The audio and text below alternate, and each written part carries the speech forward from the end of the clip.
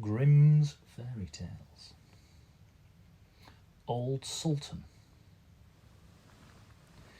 A shepherd had a faithful dog called Sultan, who was grown very old and had lost all his teeth. And one day, when the shepherd and his wife were standing together before the house, the shepherd said, "I will shoot old Sultan tomorrow morning, for he is of no use now." But his wife said, "Pray, let the poor faithful creature live. He has served us well a great many years, and we ought to give him a livelihood for the rest of his days." "But what can we do with him?" said the shepherd. "He has not a tooth in his head, and the thieves don't fear him at all. To be sure, he has served us, but then he did it to earn his livelihood. Tomorrow shall be his last day, depend upon it."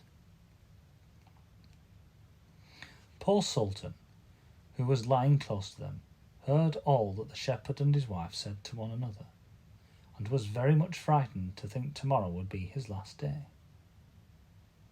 So in the evening he went to his good friend the wolf, who lived in the wood, and told him all his sorrows, and how his master meant to kill him in the morning. "Make yourself easy," said the wolf. "I will give you some good advice.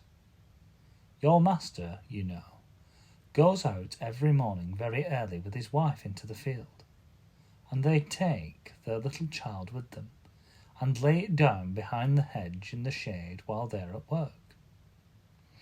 Now do you lie down close by the child and pretend to be watching it, and I will come out of the wood and run away with it. You must run after me as fast as you can, and I will let it drop. Then you may carry it back, and they will think you have saved their child, and will be so thankful to you that they will take care of you as long as you live." The dog liked this plan very well, and accordingly so it was managed. The wolf ran with the child a little way. The shepherd and his wife screamed out, but Sultan soon overtook him, and carried the poor little thing back to his master and mistress. Then the shepherd patted him on the head and said, "Old Sultan has saved our child from the wolf, and therefore he shall live, and be well taken care of, and have plenty to eat.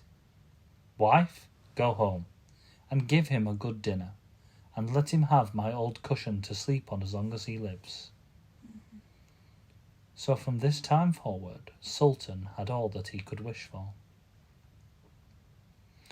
Soon afterwards the wolf came and wished him joy, and said, "Now, my good fellow, you must tell no tales, but turn your head the other way when I want to taste one of the old shepherd's fine fat sheep."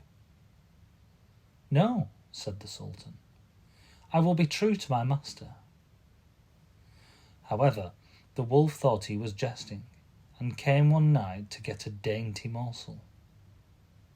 But Sultan had told his master what the wolf meant to do, so he lay in wait for him behind the barn door, and when the wolf was busy looking out for a good fat sheep, he had a stout cudgel laid bare about his back that combed his locks for him finely. Then the wolf was very angry, and called Sultan an old rogue, and swore he would have his revenge. So the next morning the wolf sent the boar to challenge Sultan to come into the wood to fight the matter. Now Sultan had nobody he could ask to be his second but the shepherd's old three-legged cat. So he took her with him, and as the poor thing limped along with some trouble, she stuck her tail straight up in the air.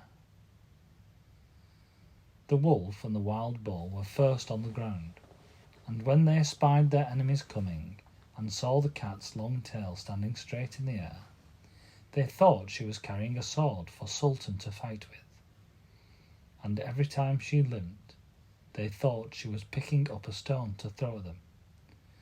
So they said they should not like this way of fighting, and the boar lay down behind a bush and the wolf jumped up into a tree.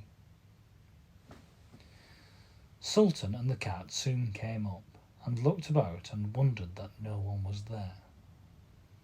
The boar, however, had not quite hidden himself, for his ears stuck out of the bush, and when he shook one of them a little, the cat, seeing something move, and thinking it was a mouse, sprang upon it, and bit and scratched it, so that the boar jumped up and grunted and ran away, roaring out, "Look up in the tree, there sits the one who is to blame." So they looked up, and espied the wolf sitting among the branches. And they called him a cowardly rascal, and would not suffer him to come down till he was heartily ashamed of himself, and had promised to be good friends again with old Sultan.